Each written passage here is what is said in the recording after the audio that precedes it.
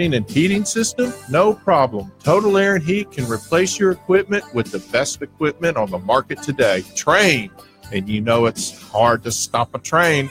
So for the best heating and air conditioning contractors in North Dallas and Plano for the past 60 years, call my friends at Total Air and Heat, 972-881-0020. That's 972-881-0020. Or visit them online at totalair.com.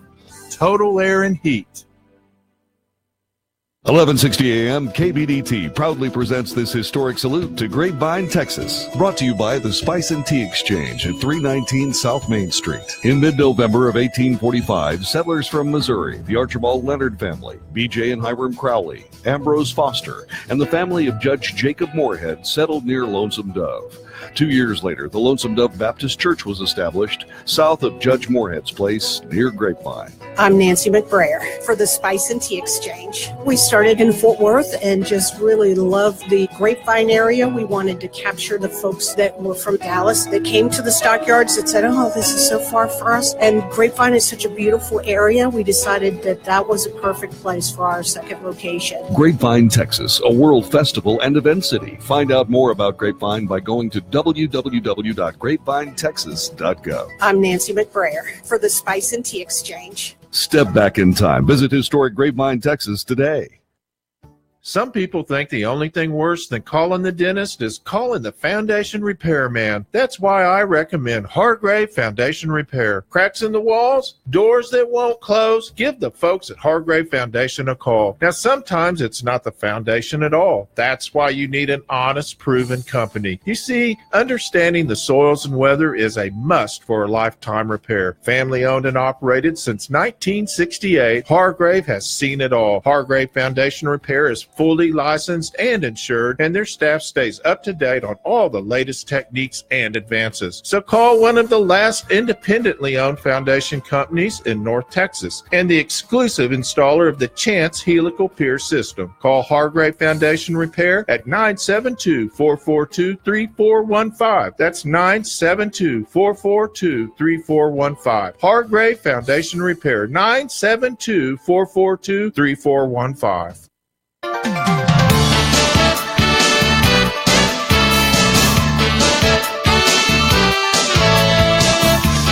Welcome back to Your Home with Alex Guthrie. We're back. Full throttle. My chi is good. My stuff is working. We're back with Facebook Live, and we're looking pretty this morning. I went to hair and makeup before I came in, and I made sure that Bob did too, because he was a little rough when he got here. But nah, he was looking good when he got here, sounding good, looking good. He's a smart guy. This guy is the man that I call, and other builders call. That's how good he is at what he does. When we have doors and windows, especially tough ones to put in, and we're going to drag him away from that remodeling stuff because we need him too much doing other things for us because he makes us look good. That's why we call Bob Moisen. So we're going to talk a little bit about DIY stuff because I know, sometimes a homeowner just doesn't need to call me or you or don't want to for whatever reason. Mm-hmm. But it's kind of difficult. Like if you're sitting in your house and you go, I've just got to replace a window, whatever it is, whether it's an aluminum or a vinyl or an old wood window. And you're just going to have to replace that frame. You just got to take the whole window out of the wall. And you're like, how do I get that thing out of there? Where do I start? So what would be step one? What if you were going to advise a homeowner? He called you up and said, Bob, what do I do, man? I don't have the money, or I just don't want to call you. I think it's something I can do myself, but I don't really know how to start. What would you advise them? Well, the first question is, what type of window do you have to take out? I mean, there's wood windows, and a lot of the wood windows that we're taking out are 50, 60 years old. Mm-hmm. Totally different animal than taking out an aluminum window that was put in mm-hmm. the 70s or the 80s. Mm-hmm. So it really depends on what it is that you're taking out, and where do you start. Wood windows, fairly easy to get out. It's pretty easy when to get out because you can kind of cut most of it out if you have the right tools. Right. Yeah. Right. That's true. Aluminum windows, a whole different ball game because it's got nail flanges tucked behind the brick, and if you don't get the glass out of it, you got a dangerous mess. Step one is to get the glass out pretty much with any window. Either get the sash, the part that slides up and down that holds the glass, the frame with the glass in it, or take the glass out separately. Yes, and if it's a wood window, it's usually fairly easy to take the whole sash out. On the aluminum windows, not so easy. You have to figure out how to get the glass and the sashes out before you can take the frame and start cutting it to pieces. So the real tricky part, and the part that could be dangerous with any window, is the glass. Is you don't want to get cut. Right, because almost none of that glass is going to be tempered, so it's going to be very dangerous if you break any of it. So would you put tape on it, or you would take kind of whatever measures you need to take to get it out safely? Right. Well, yeah, back in the day, we used to duct tape the window out, and then we would break the glass and pull it out, put some gloves on, break it out, take care of it. Nowadays, my crews are so much more sophisticated than I was when I first started over 25 years ago. They literally heat up the mastic that's holding the glass in place, and they put a suction cup on it, and then they just pop that piece of glass off, and then they just have you're heating up the glue that's holding it and make it soft, and then you just pop it right out.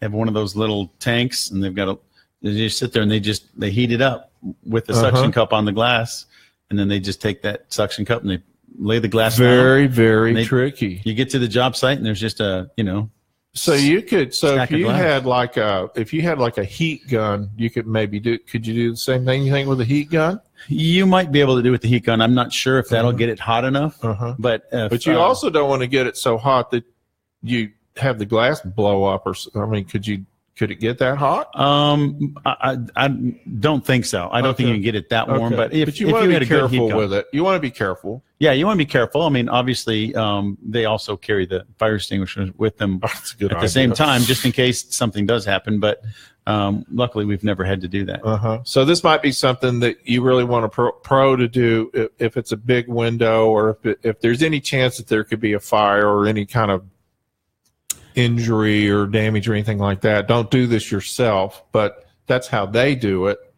So step one is safely remove the glass. Yes. However you get it out, safely remove the glass. Yes, pull the glass out, and then you can work on attacking the frame. And as long as you have the right tools, as long as you have a Sawzall, and you can go ahead and pull the frame away from we're assuming that this is some type of a brick structure. Because if it's in siding, you can just pull the trim off the outside and pull the window out. Right. But if this is assuming it's in brick or stucco or stone or something like that, then yes, you have to pull the frame out from behind the brick or whatever. If it's an original window to the house, then it was nailed on before there was brick or siding or stucco or whatever. The window was in first.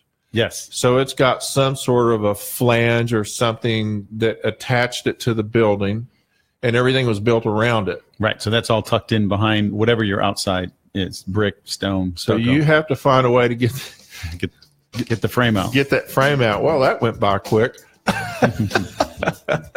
Well, when we come back, we're going to have a quick call with Steve Lawton. We're going to talk about, for just a few minutes, about getting your AC system ready for the summer. And then we're going to get right back on these windows with my friend Bob. We're going to take a quick break, make a couple of $1,000,000. We'll be right back with Your Home with Alex Guthrie. Don't go away.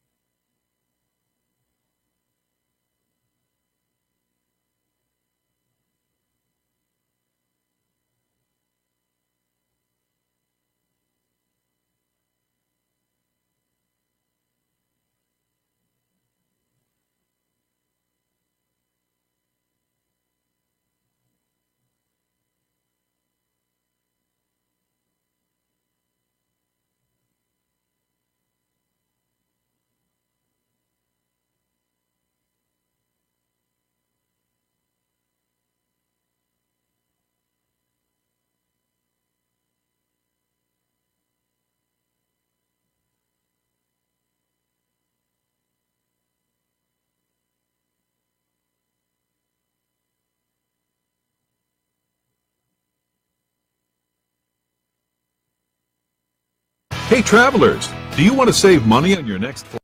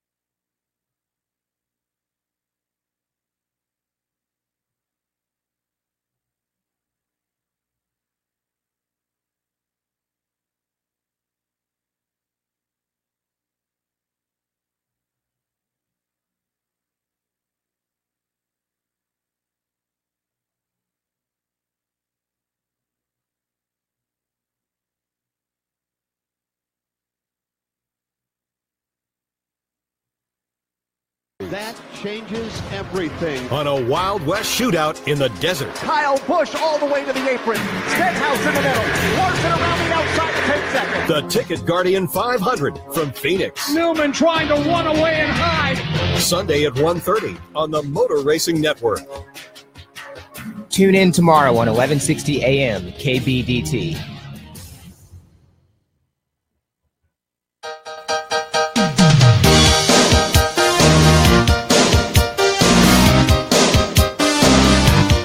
Welcome back to Your Home with Alex Guthrie. We are joined live on the Telefonio by Mr. Steve Lawton from somewhere in a vacation spot, probably spring break. I hope he's wearing clothing. Do you have sand between your toes or something, buddy? No, just down here at Richmond Chambers, checking out the scenery. Checking out the scenery. How are you? I'm excellent. How about you? I'm having a hard time hearing you. Go find a clear spot, boy. We are. I wanted to talk to you for a few minutes this morning. It's about time to. It's just about time for people to get in there and start getting that air conditioning system checked out for the summer. I think we're redialing Steve. I'm sorry, folks. I think we lost him temporarily. Are you still there? Yes, sir. Oh, there you are. There you are. Sorry about that. I think we had to redial you real quick. Okay, so we're about. It's about time to check out that air conditioning system, get it tuned up and ready for the summer. It sure is. There's a lot of things you need to be doing, getting ready for spring and summer. I always like to tell my customers it's time to change the batteries in their smoke detectors and carbon monoxide detectors, and even the thermostat if it has batteries in it. Next step would be to get your system checked out. The most important aspect of that is making sure the condenser coil is clean on the outside, the filter's clean on the inside, the evaporator coil is clean too. Because all an air conditioner does is move the heat in your house to outdoor. Those coils are dirty, it's not going to do this efficiently. So get all the coils clean, get the evaporator coil clean, make sure that everything's running efficiently, and check the filter. Yes, sir. Got to check that filter. Check all the electrical connections and stuff like that, too. Mm-hmm. There's not any real deals. You're not getting a tune-up unit for $29. No, so wait a minute. Are you telling me that the $29.95 checkup isn't any good? Yes, I am. But what if it includes the filter? I mean, it sounds like a deal. Well, the thing about it is, let's be honest, Alex. The companies that run those low-dollar specials just trying to get their foot in the door. Most of those companies, the technicians don't get paid anything unless they find something wrong. So the whole premise of why they're there isn't based on doing a tune-up. It's based on how much revenue they can generate. So it's kind of like the pest control guy that climbs under the house and comes up with the dead rat that doesn't stink. Yes. Very similar. I've been fooled by that one too. So what about thermostats and things like that? What do we need to check on the inside of the house? Well, I would certainly have them check the calibration of the thermostat. Especially if you've got an older one that has to be leveled. A lot of people brag about, well, I only keep my thermostat set at 65 degrees in the wintertime or 80 in the summer. When you check the actual temperature, it's 5 to 7 degrees off. So, they'll have the thermostat checked, and if they don't have a digital one that's more recent, contemplate updating to a newer thermostat. They do a much better job of controlling the temperature. So you like the digital better than the old-timey one that's got the mercury in it? Yeah, besides that being a toxic waste, mercury works off of a spring. Springs get old. Right. The new digital thermostats, they don't have to be programmable. I got many customers that doesn't want their thermostats to be programmable. They want it to be easy to operate and easy to use. Well, and so we just put a digital thermostat on the wall for them. Right, exactly. But, the digital thermostat can also help keep the humidity, because a lot of times this time of year we're dealing with the humidity like we are today, where it's a very high, very humid day, and that can get super uncomfortable. And we're going, like this week, a lot of us, and I know in my house, we turned off the heat because we had the heat running. And we didn't realize, I was sitting there just pouring off sweat, and I realized the heater was still running because inside the house was still kind of cool. And the way I warmed up the house is I turned off the heat and opened the door. Yeah, absolutely. I mean, houses are certainly a way to store energy, and so you could have many scenarios where inside the home is cooler than it is outdoors. And it never hurts to have some fresh air in the house, too.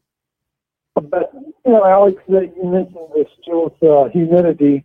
Many of the newer style thermostats actually have a humidity sensor built in them, and they have the ability to bring on the air conditioning based on what the indoor humidity is.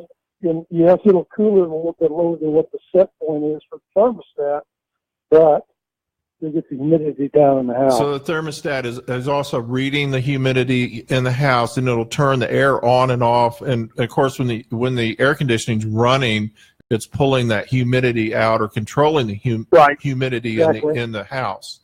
And really the new systems are sort of controlling a lot more than just the temperature. It's more of a comfort in the house. It's totally different. That's exactly right.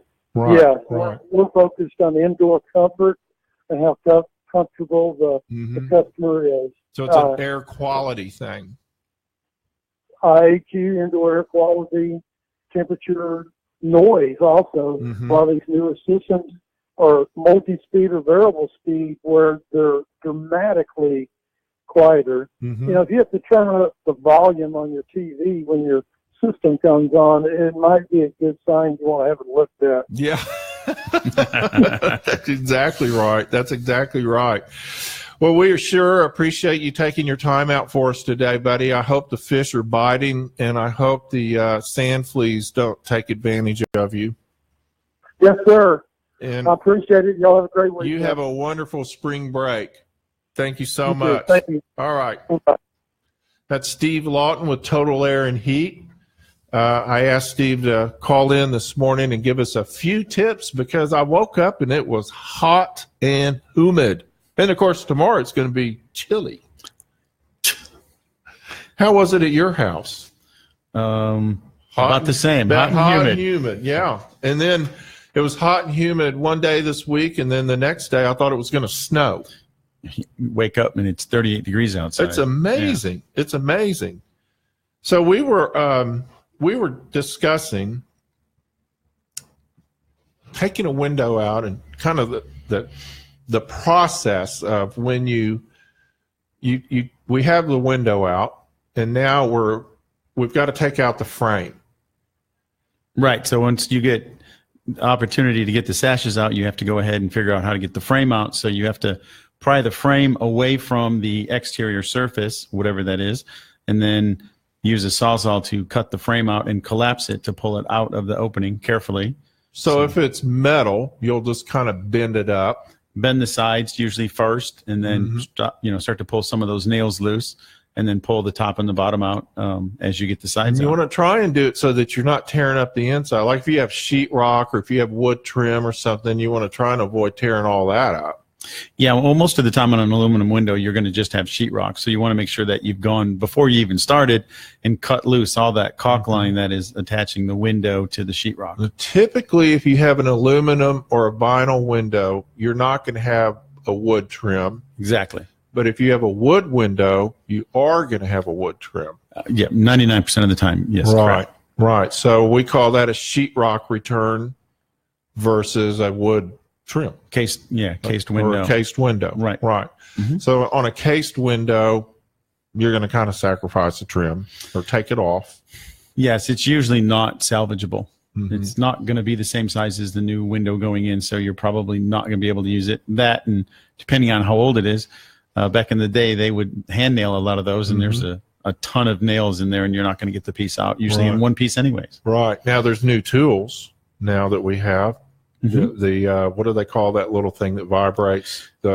Festool makes one where you can go in and cut everything nice and clean. But it is an incredible tool, though. But if you've got a huge nail that's nailed into a stud properly, but the only thing you're getting it out with is a pry bar. Right. I understand, but they've got some great tools now that you can get in where we used to just have to use. It was just muscle and stubbornness to get things out and tearing things up, but now we've got I can't remember what they're called. Multi-purpose tools. Yeah, they're fantastic, and they're definitely multi-purpose, and they're affordable. They are, and most of my guys have them, and they can use them in so many creative ways to make their job easier, and makes the job cleaner. And we use them, of course, just like we all use them in all of our projects now. Everybody's got one, and so you can get.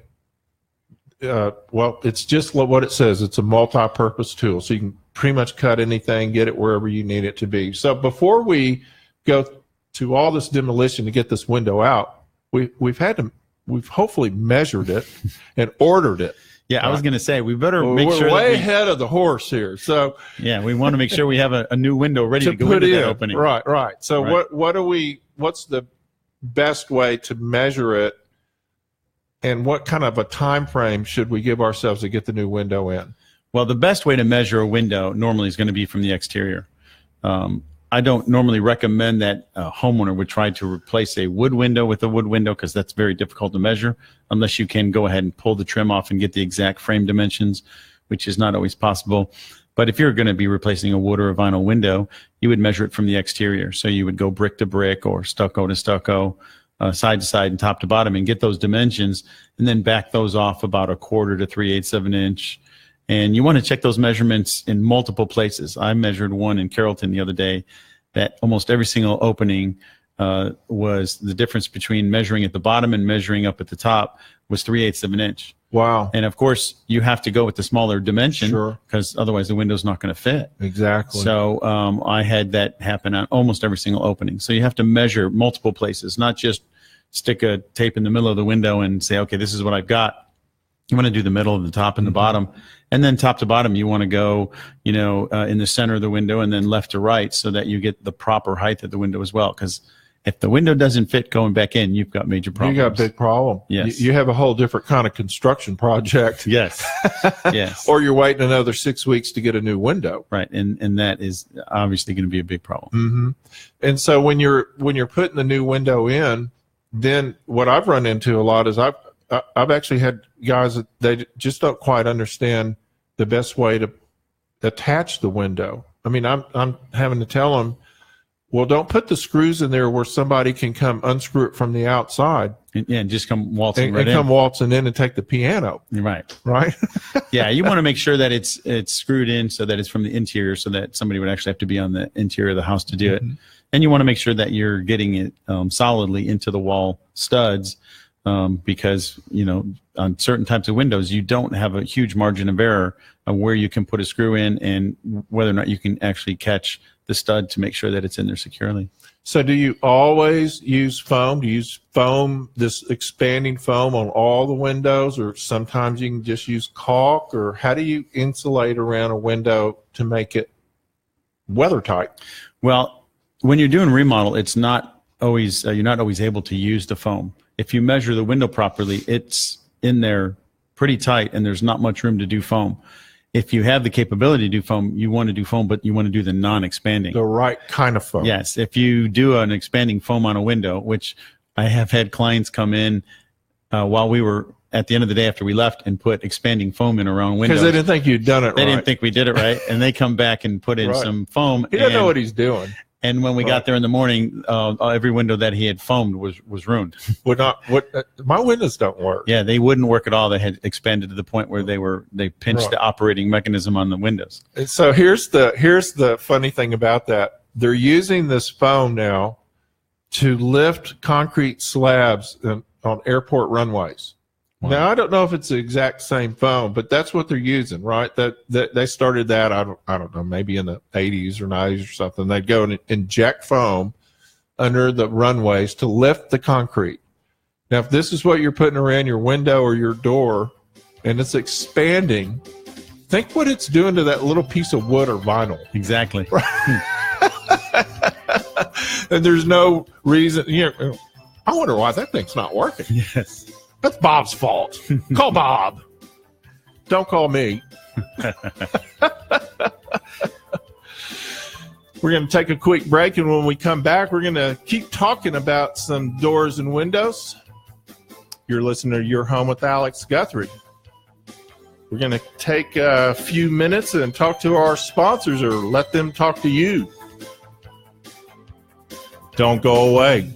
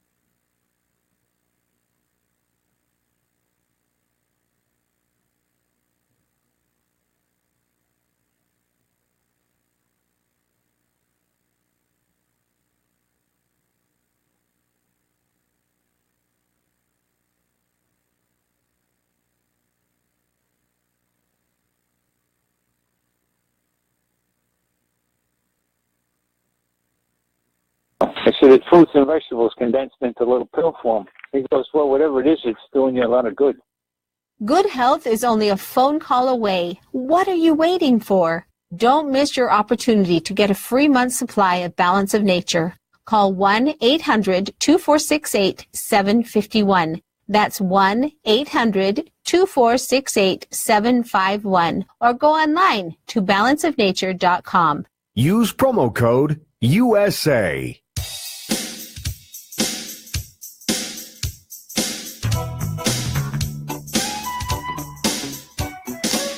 Welcome back to Your Home with Alex Guthrie. We got a few more minutes with Bob. Didn't cover near as much ground as I wanted to, so you're going to have to come back. Okay. Is that all right? I'd love it. I'm such a blabbermouth. Sometimes I just never get there. So next time we will. But I do want to finish this up. So at least we're going to get through one window. Okay. Okay. So we're now that we've got the old window out, and we got the new window in, and we've got it insulated, but we've got a caulk line. What is the best kind of caulk for us to use on the outside, and what is the best kind of caulk? What do we do on the inside? Because it's got to look right. Right, and it's got to be nice, clean lines. And so for the interior, we normally use a 35-year siliconized acrylic caulk. You can get them right off the shelf at big box, Home Depot, Lowe's, whatever. So we use that, and use a wet rag, and you make sure you have a wet rag in your hand, and with your caulk gun, you just run a nice. So it's a water-soluble product. And we can use a very similar product on the outside on most windows.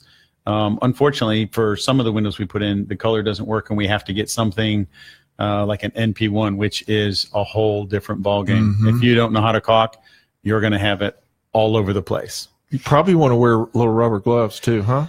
Yeah, because you're going to get it. You're going to get it everywhere. But the tricky thing is to make sure you don't get it all over your brick or your stucco or your stones. So you want to be real careful with it. Wherever you smear MP1, it stays. It stays. Come on. It's hard to clean it up. So on some windows, you don't really have much of a choice. And then in some cases where you've got real heavy weather exposure, you want to use something like that anyways, just to protect your house. So most vinyl windows, and really aluminum for that matter, have fairly limited colors. It's pretty basic. If you're using you can go and get a custom color, or there's some of them will have 6 or 8 colors, but for the most part, it's white, beige, and darker beige. Right, or bronze. Or maybe bronze. Yeah, that's right. But even in the last 2 to 3 years, many of the window brands have started offering black.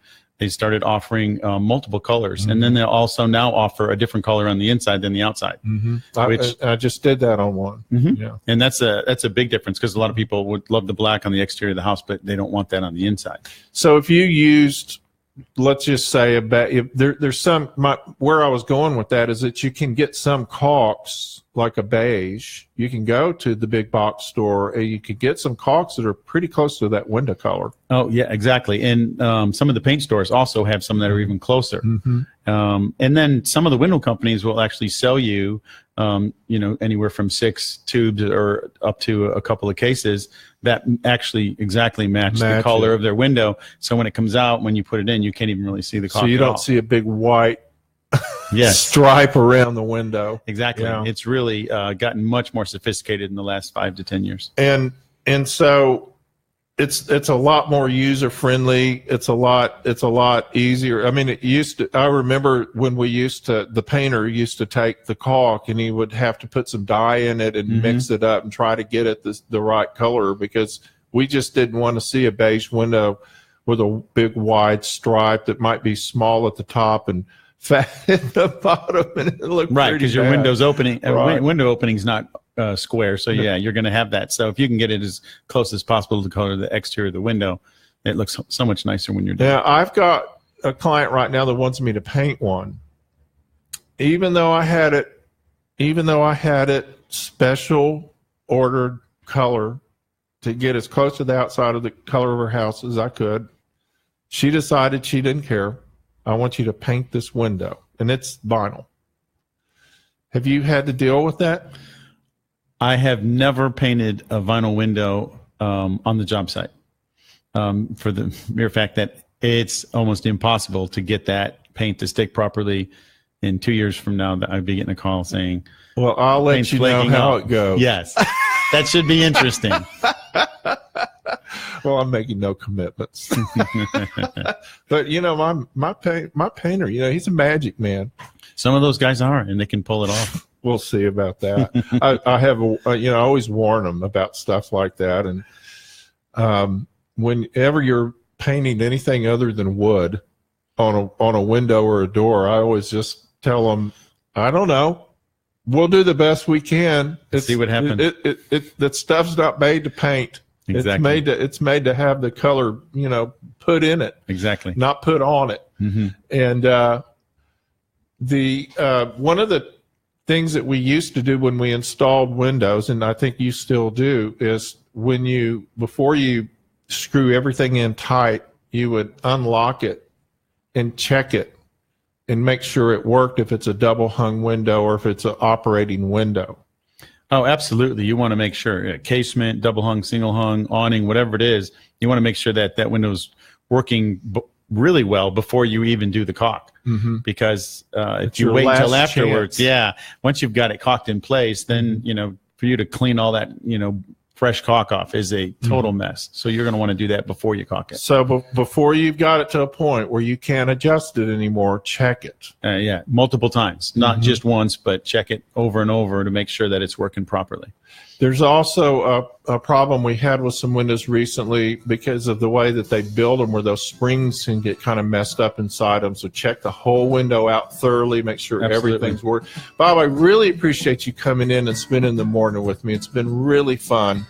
And I'm sorry I didn't get a little further with you, but I'll have you back. I hope you'll come back and see us. And how do people get in touch with Moisen Remodeling Incorporated? Well, you can go online and find us at moistenremodeling.com, or you can call the office, and that number is 214-342-8768. Thank you so much. We'll be back.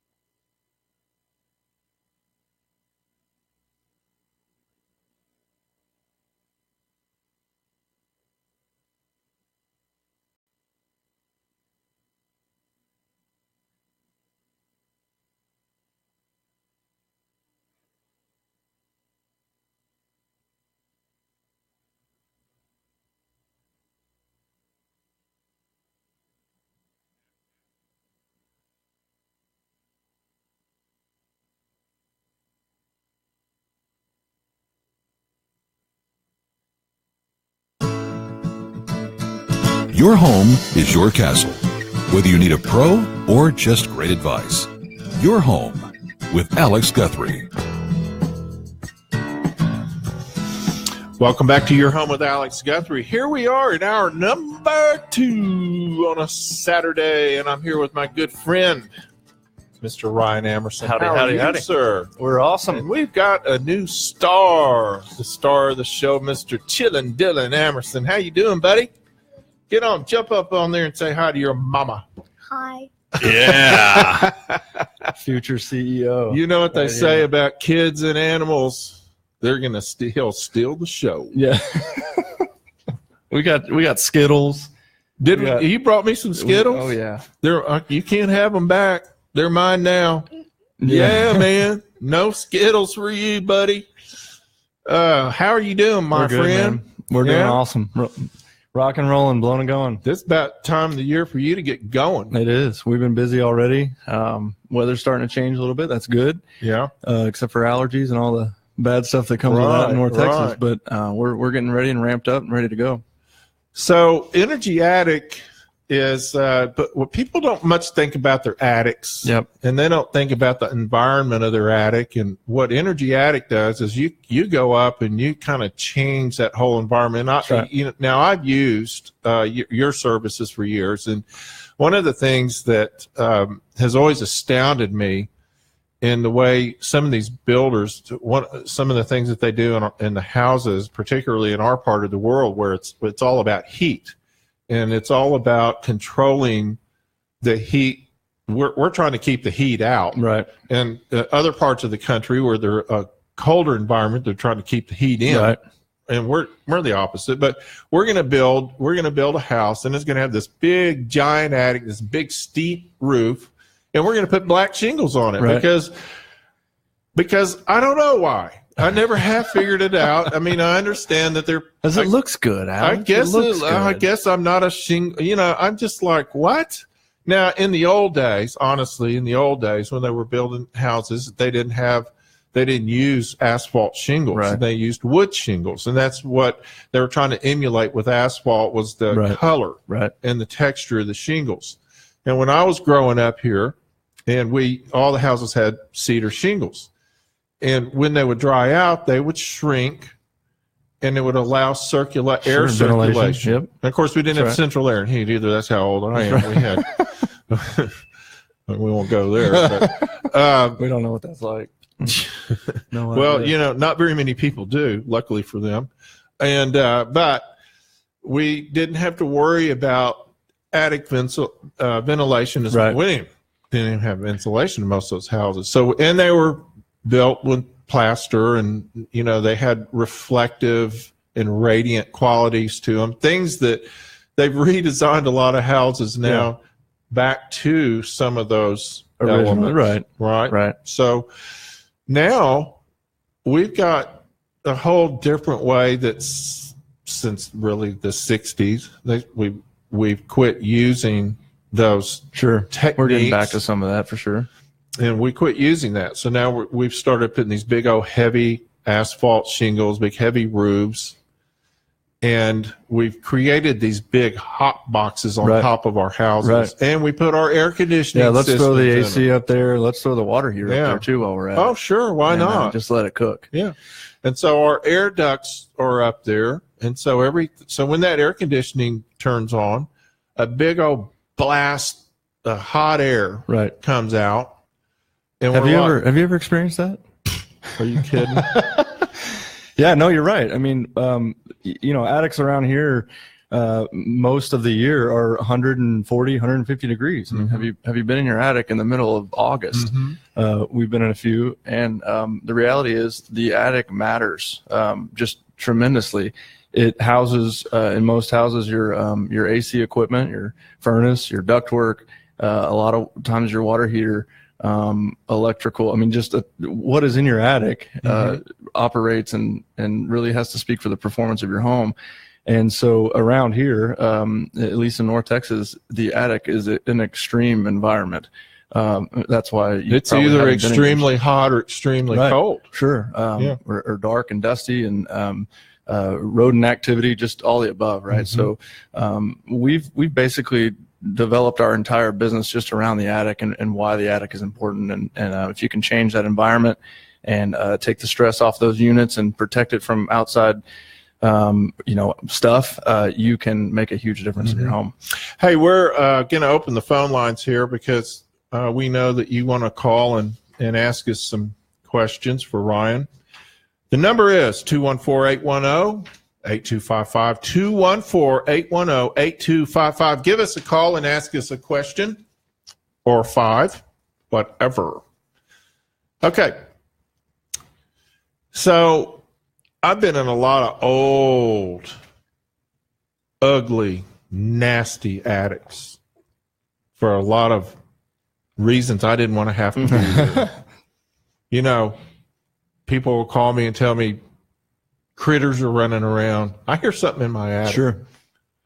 I had one lady call me and tell me she could hear her radio through her air conditioning system. Yep. I've been up in the attics. I've been under the house. I've been everywhere in houses. Right. And there is some nasty stuff in attics.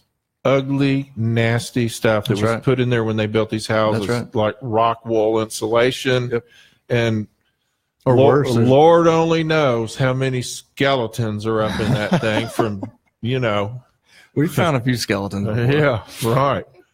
And so I always recommend, the first thing I recommend is you go up and you vacuum out that old insulation, whatever it is. Get that old junk out of there. Yeah, we've come up with a really unique or effective process to just kind of get your attic back to neutral. Obviously, it's been really popular in our area to rehab and these older homes that have 40, 50, 60, 100-year-old materials in the attic that are both outdated or unhealthy or have formaldehyde in the material or worse. And so, we can come in and our process is pretty simple. It's 3 or 4 steps. Remove just all the material that's up there, old shake shingles, old electrical stuff. I mean, just get everything out of that attic as far as insulation material, dust, mildew, mold, checking for all that. Skeletons. You wouldn't imagine some of the things that we can find in a 60-year-old attic. We find a lot of times in an air conditioning system, an old air conditioning system can be leaking, return airs can be leaking in there. And when that happens, every time that system turns on, it's sucking that stuff in through the house, and people just don't realize it. You may be sitting around sneezing and hacking and coughing and thinking, wow, it's mold in the air. And so it's stuff being sucked into your ducts. Most of that stuff's coming from your attic, either being sucked in by the system, old, leaky ductwork, or plenum that's split open, or a rodent's chewed through something. I mean, once we get a lot of this material out, you can see and find the problem areas. And so let's get all that out, remove it, vacuum it up. We sanitize and deodorize the attic. My salesman makes a joke that your attic's going to smell like a Buc-ee's bathroom when we're done. Bathroom. That's right. So does he hang out at Buc-ee's? I think he might. They're getting closer to the Metroplex here. So he's okay. Well, get it cleaned up. So he'll be at work on time more when they get Buc-ee's a little closer to town. I hope so. Yeah, I hope so. Okay. Can you get a sales guy to come to work on time? Pay him a little better. He could have a house he lives in and not have to bathe at Buc-ee's. That's right. Well, so we can get all that stuff out.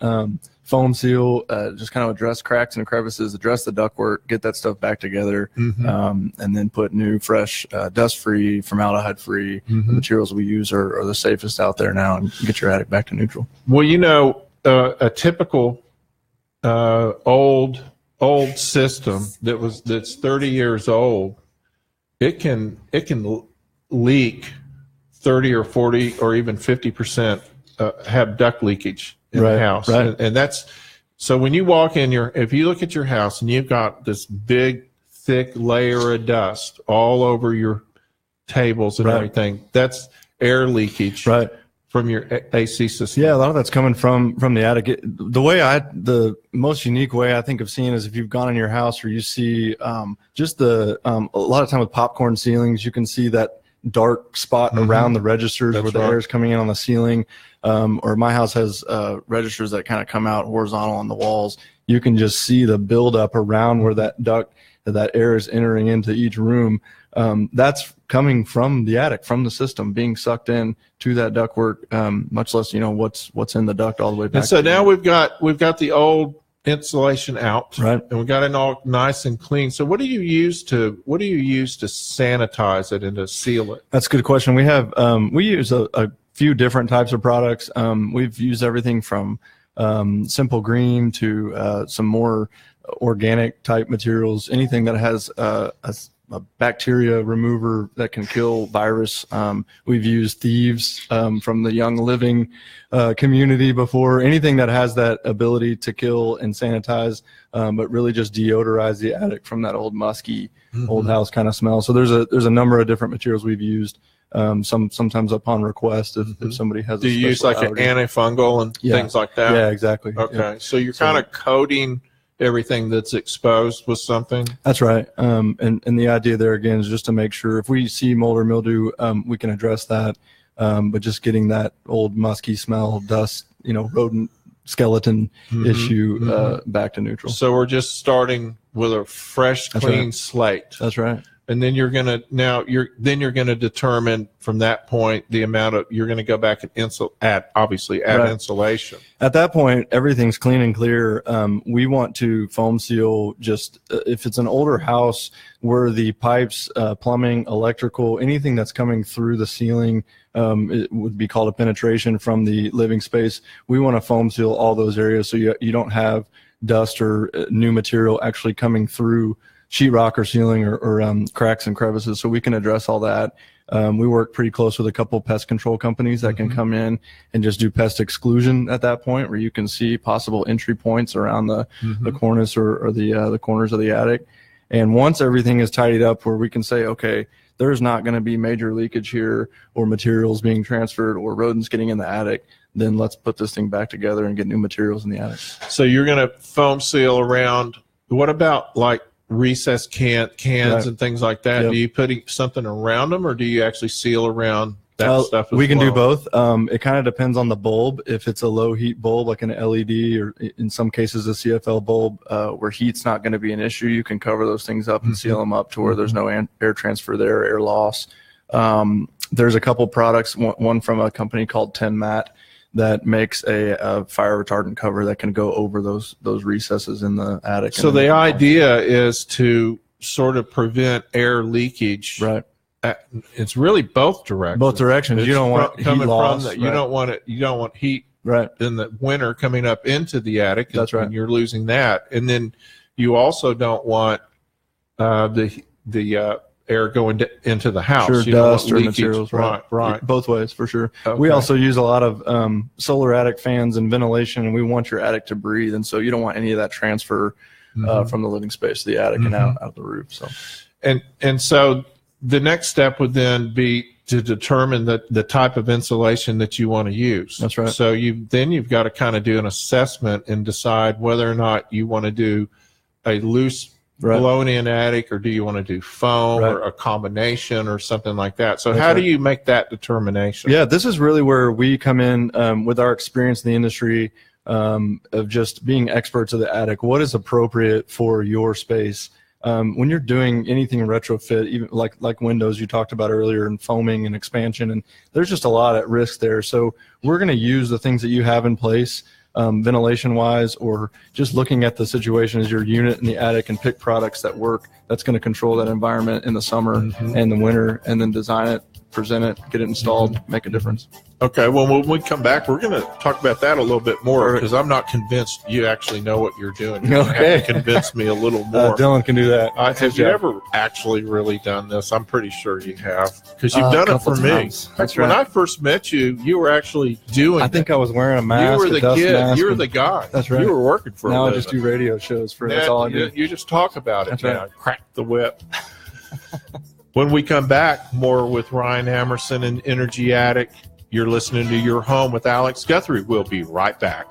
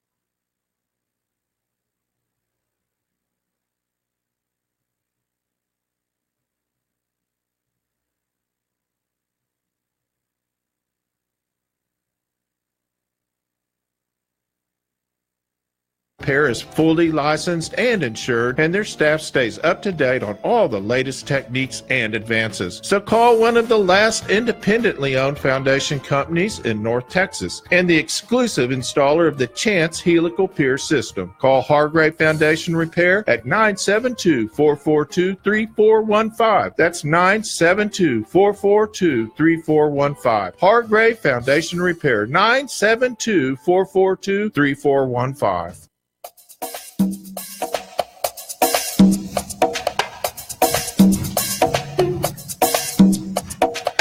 Welcome back to your home with Alex Guthrie. We're doing the boogie. Get up there and do the boogie, man.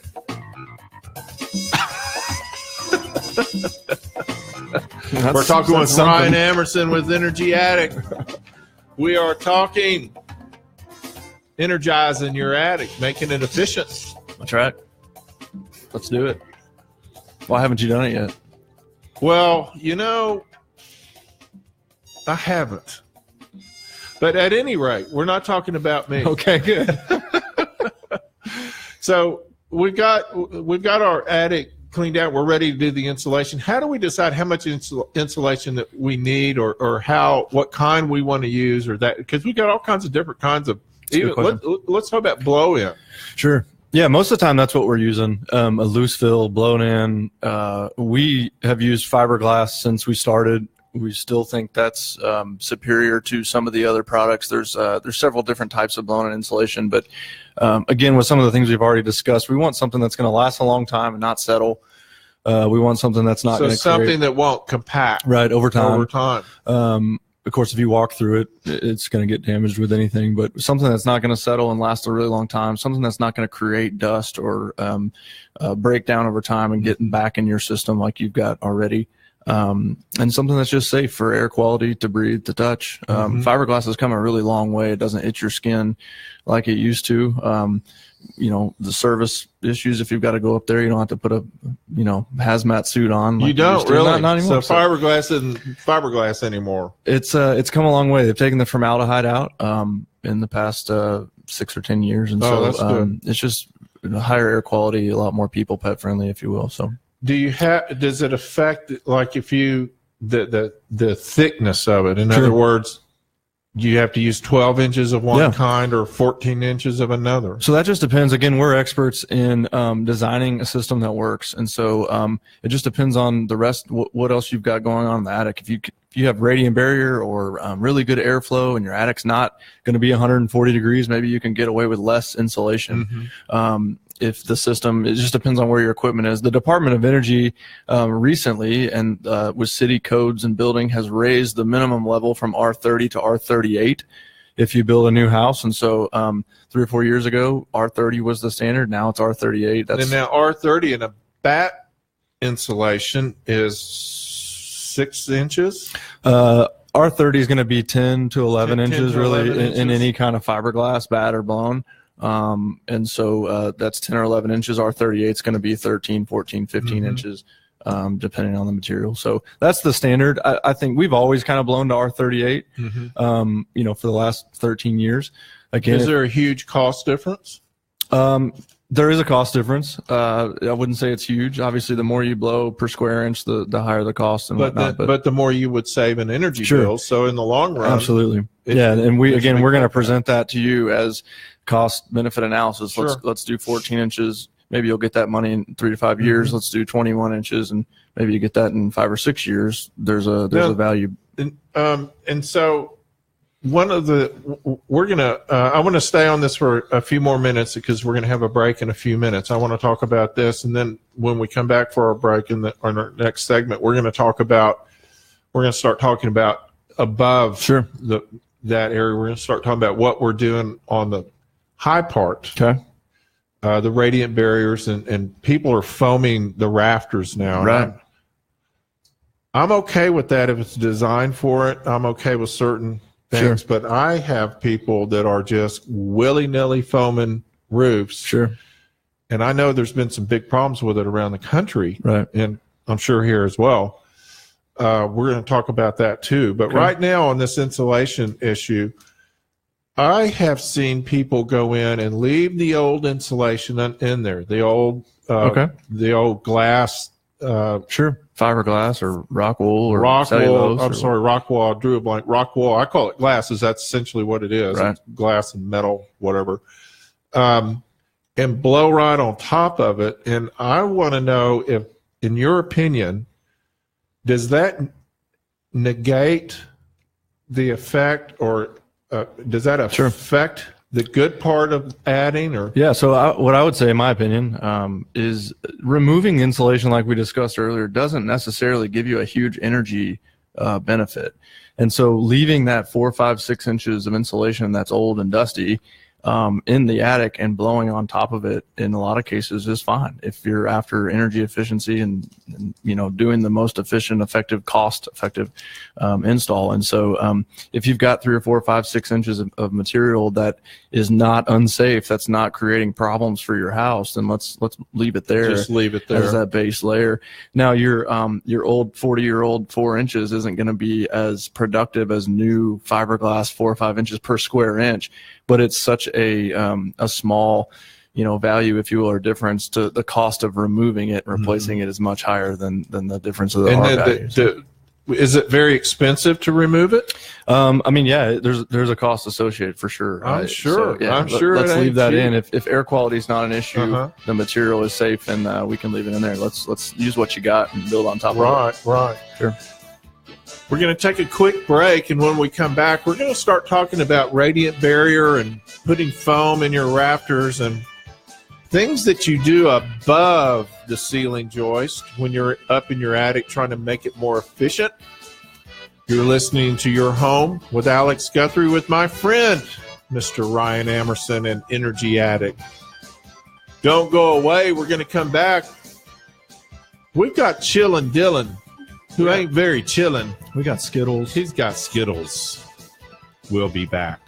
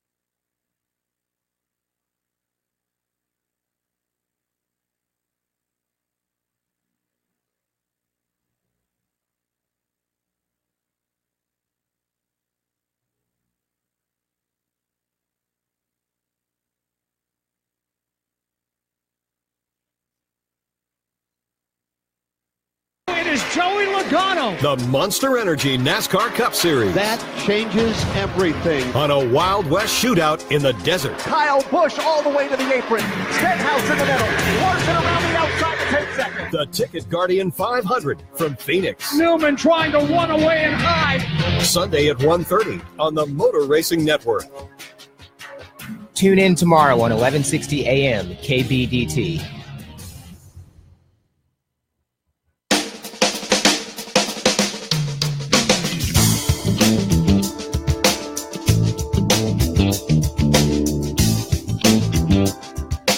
Welcome back to Your Home with Alex Guthrie. I'm here with Ryan Emerson and Dylan.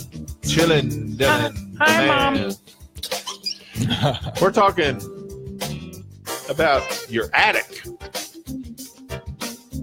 The hottest part of the house in a hot Texas summer. And the part that eats energy. That's right. Affects your air quality. Sucks the life out of your home. Costs you money. That's right. Spend a little money, save a lot of money. That's right. And now I was in an ad, a friend of mine bought a house. Yeah, and friends. she was one. Oh.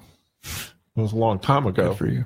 This was the last one I had.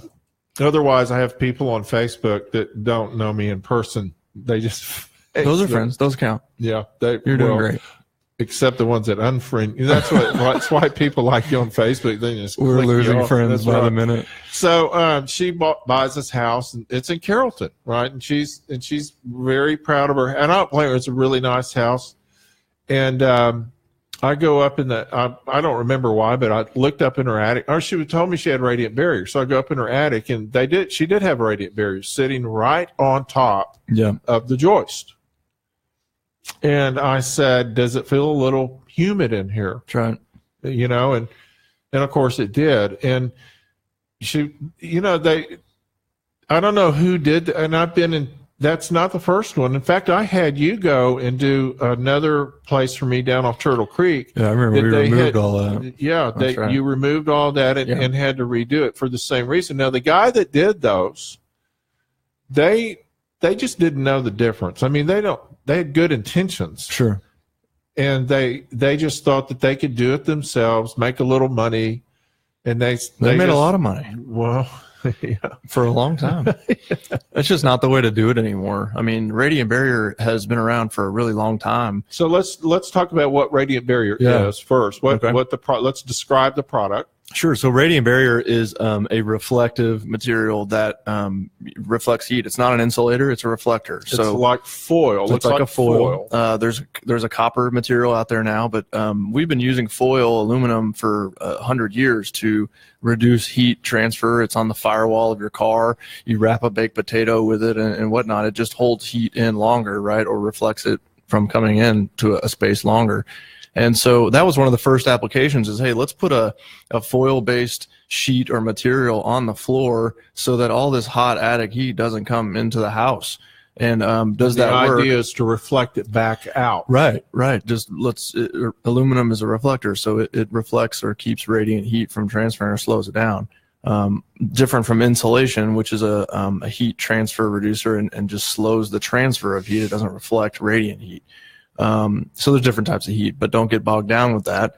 Radiant barriers are super effective when they're installed properly. It's exactly what it says, though. It's a radiant. Radiance right. is the energy that comes from the sun that comes basically through everything. That's right. Except the barrier. Right. Something that can reflect that heat. Like foil. That's right.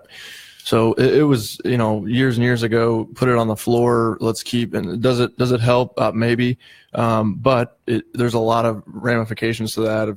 Again, your attic is important. The environment of the attic is important. So it's much more effective to get it up on the rafters. In our part of the world. In our part of the world, for sure. Yeah. So let's reduce the actual attic environment, the heat in the attic, so that your system is de-stressed and everything else below it, rather than putting it on the floor where that's not really Well, helping. If we wanted to bake cookies or potatoes in our attic, put it we on, would put it wrap on the whole floor. thing. You want to create just a make tunnel there. like an easy bake, like That's an right. easy bake oven that we when I was a kid, the girls all had easy bake ovens. And so if you were in a place where you had a super cold winter and you wanted to keep the heat in the house, then you might want to put it on the attic floor. That's probably what they might want to do up north. You might. I would argue that insulation would help more, and let's just insulate properly, right? You would use know the right better material. than me, Yeah, my let's friend. use the right material for the right the right application there. But you're right. Definitely here, you want that radiant barrier up. That's right. High. We have to control the attic environment. Your system, if it's in the attic, or your ductwork, if they're in the attic, cannot operate effectively like they're designed when the attic is 140 degrees. It's not going to happen. And so the materials that we use, whether it's radiant barrier, airflow, or foam, or whatever, reduces the temperature of the attic and keeps it closer to normal operating temperatures for your systems. So we call it an ambient temperature, and the idea is to keep it as close to the outside temperature as we can. Well, the right? cooler the better. And so if you can get it room temperature, fine. But you don't have to. I think I'm not an HVAC expert, but I think most of our equipment that's designed to operate here would be fine if it was 100 degrees in your attic, but not 140. Right. Or hotter.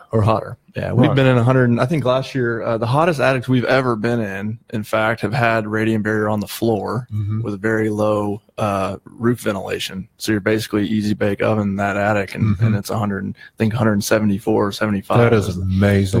The one we've been in. So extremely aggressive and inefficient for anything, including yourself, but Christmas decorations, air conditioning equipment.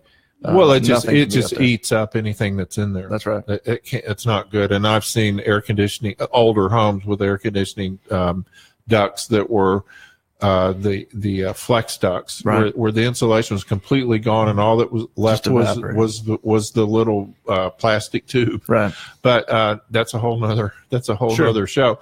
But one of the things that happens when you have these real steep roofs in these houses is they will actually build the roof around a room on the second floor. You did one for me where the homeowner could not get the second floor rooms, which were the kids' rooms, just simply could not get them comfortable in the summer. And we went up and we added the radiant barrier, and we did, your system, and completely changed the environment of the house.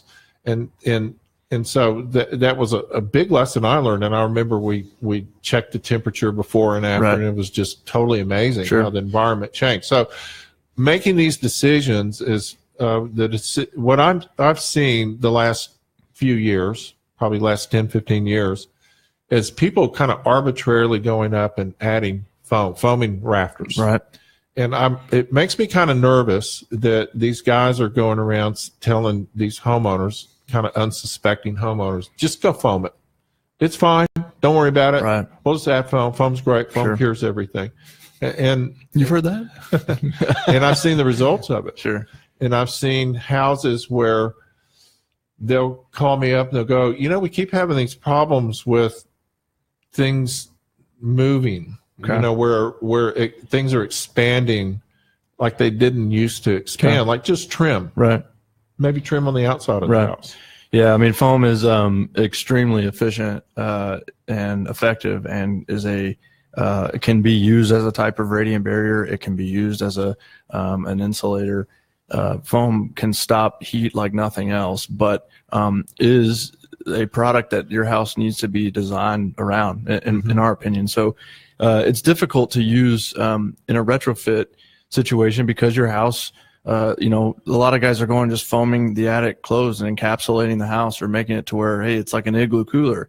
But the reality is your house wasn't designed to operate that way. It was designed to exhaust, or it was designed to have insulation on the floor. So there's just a lot to consider. Or to have airflow in the attic. That's right. The type of systems that are up there, gas exhaust up there, water heaters. There's just a lot to consider. And so is there an application where foam would work in a retrofit? Yeah, absolutely. But it can create a lot of different problems as well. Well, you have to, if you're going to introduce foam, if you're going to seal it, create a sealed environment, it's more complex than just adding something. Let's just throw the foam in there, and you have to go through and you have to seal the outlets. Right. Put gaskets on them. Right. You have to make sure that the light fixtures have gaskets or somehow are sealed. You obviously, the appliances in the attic, right? They have to be.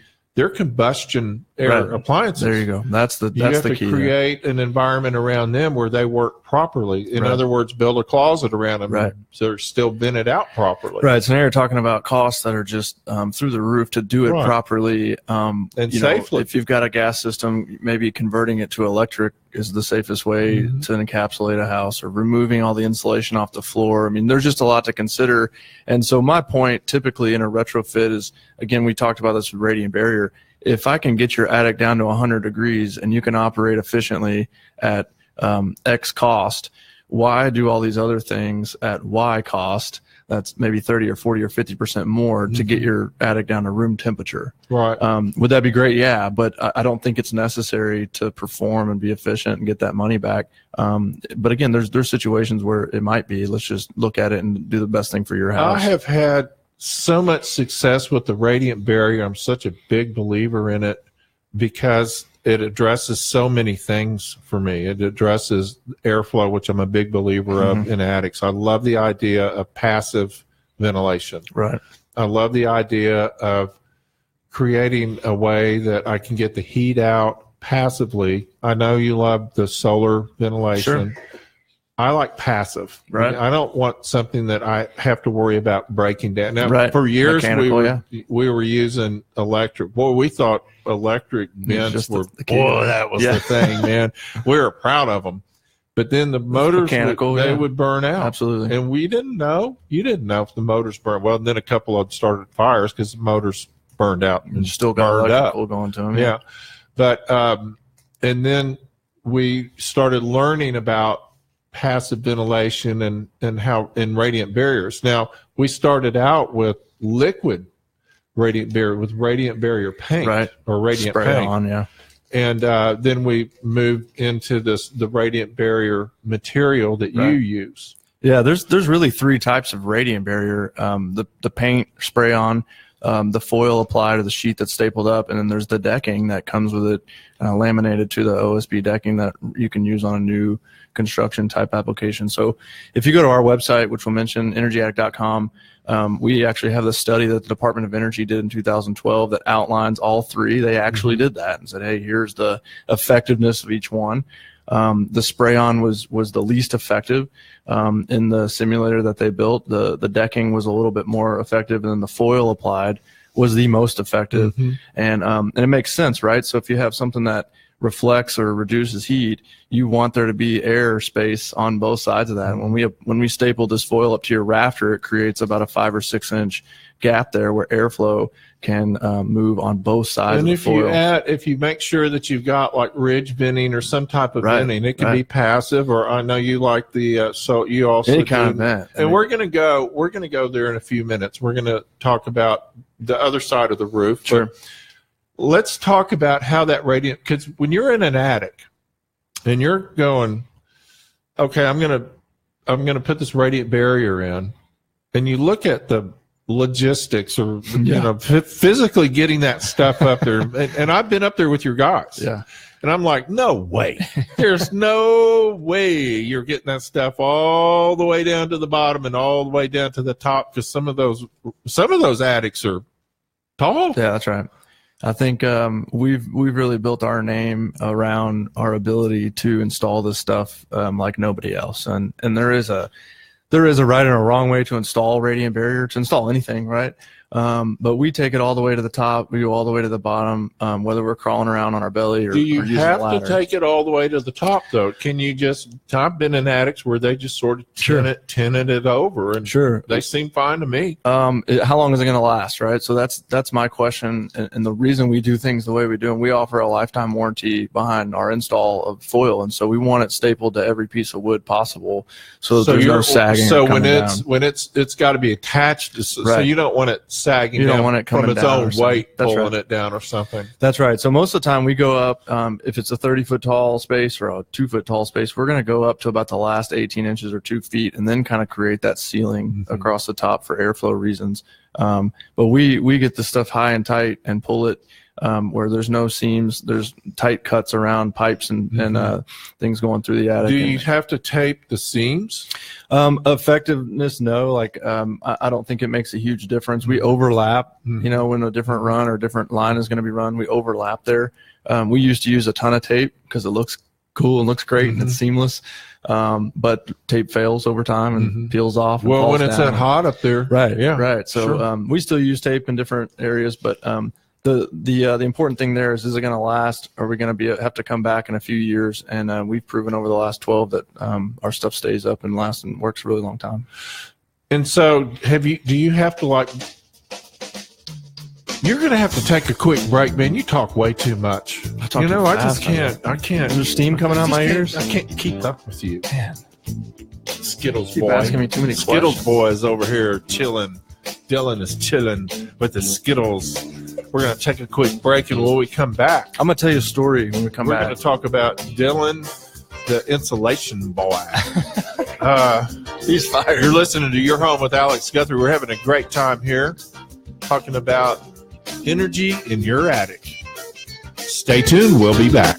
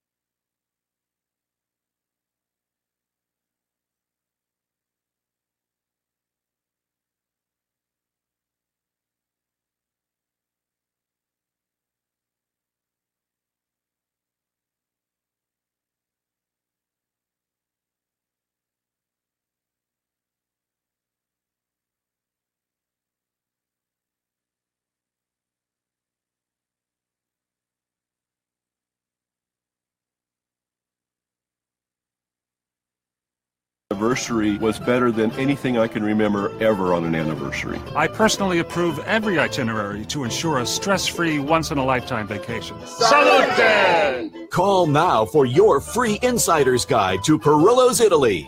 Call in the next 30 minutes and qualify for a $100 gift card when you travel with us. Call 800-547-6018. 800-547-6018. 800-547-6018.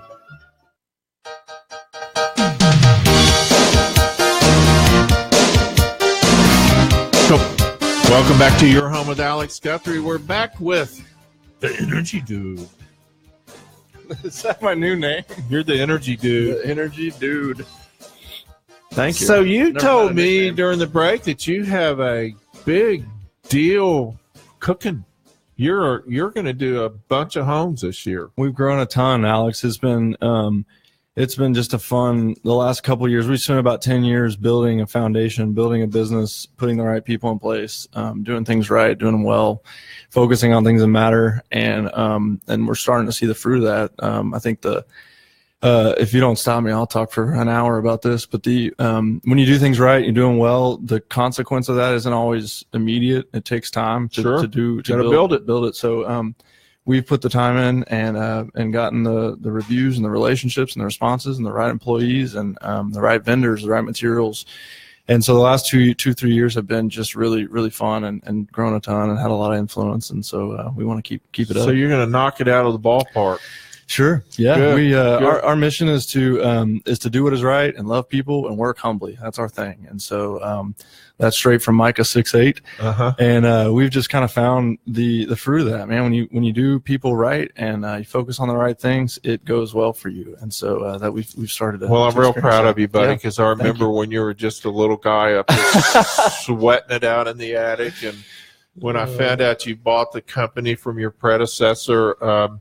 I was really hopeful that you were discouraged at first, right? Not at all. What is not this at guy? all. No, not at all. I was mad at him because he just went down and moved to the golf course, and I was like, "Yeah, I hate you." That's right. You know, you.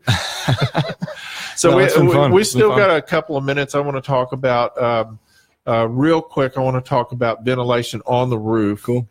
This is the last part of our discussion, and solar ventilation, and you know, I told you I'm kind of skeptical of things that move with motors, but go ahead and convince me why I'm wrong. Look, here's the thing, airflow is important.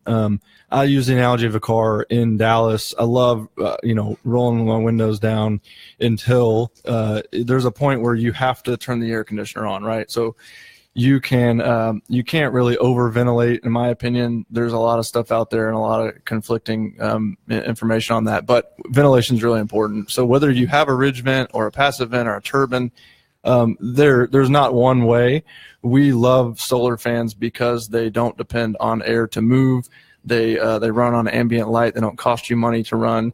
And the fan that we've been using almost our entire existence is a really nice fan. It's a good, dependable fan. It's a good fan. Good lifetime. And in the solar fan world, there's cheap and there's good. Mm-hmm. It's just a ton of fans out there that are at a really low price point. That's fine.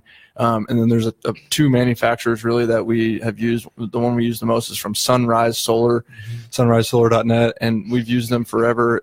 They're just the motor is literally used in some of the Mercedes fans on the front of those cars, and so it's you're selling me the Mercedes of solar fans. Actual Mercedes. Don't tell anybody that, or they might not think they can afford it. Right? Well, do you have to have it? No. When you have it, does it have for a little itself? emblem, a Mercedes? It should. It should. But the Sunrise emblem is really enough, right? So they work really well. They pull a ton of heat out of the attic. They withstand. What's the formula for knowing how many fans you need in an attic? Yeah, so a typical house, you just need one of these fans. Really? They cover up to about 2,500 square feet. So you just figure how many square feet of attic space you have, and that's kind of how you figure how many fans we look you at need. the cubic foot, the height of the attic, the soffit vents. You got to have intake. There's a lot that goes into that, but let us figure that out for you. Give you the price point and give you the return on investment. Well, I really appreciate you coming and spending the afternoon with me with Mr. Dillon. Mr. Chillin' Dillon, the Skittles boy. He's going to work out. He's going to take over the world, I think. Yeah, he is. He's next in line. And tell everybody how to find you and find your company. Yeah, hey, check us out. Energyattic.com, ATTIC, energyattic.com. We, if you just Google insulation, you'll find us anyway, but Google Energy Attic, you can find all the websites we got reviews on. We have a page specifically dedicated called Outside the Attic on the website of just the partners that we give back to. There's a Facebook page. There's Twitter. I mean, what you can find us. Just find us. You're easy to find. You're easy to find, and I really appreciate you coming. And Dylan, I appreciate you coming, buddy. You're a great guy. He's the man. And I appreciate Bob Moisen of Moisen Remodeling coming and spending his time with me today. It was great information, a lot of fun. I didn't get to cover nearly as much as I should have with Bob, but we'll have him back because Bob's got a lot of great things to talk about. I appreciate you, my audience, for listening, all the folks that have joined us on Facebook Live. I appreciate Mr. Phil Brown, the #1 board op producer, the man, for taking care of me and getting things going today. Check out our Facebook page, Your Home with Alex Guthrie. You can see us live on all of our broadcasts. Check out our website, www.yourhomeshow.net. Send me a message. Let me know of any shows that you want to hear, any information you want to learn, any questions you've got. Send me questions. I'm full of great answers. That's right. Full of great information. Just ask my wife. She'll tell you. It's only been 38 years. She knows all the answers I've got. I've really enjoyed spending the day with you. Thank you all so much. Have a great week. I will be posting next week's show in a couple of days.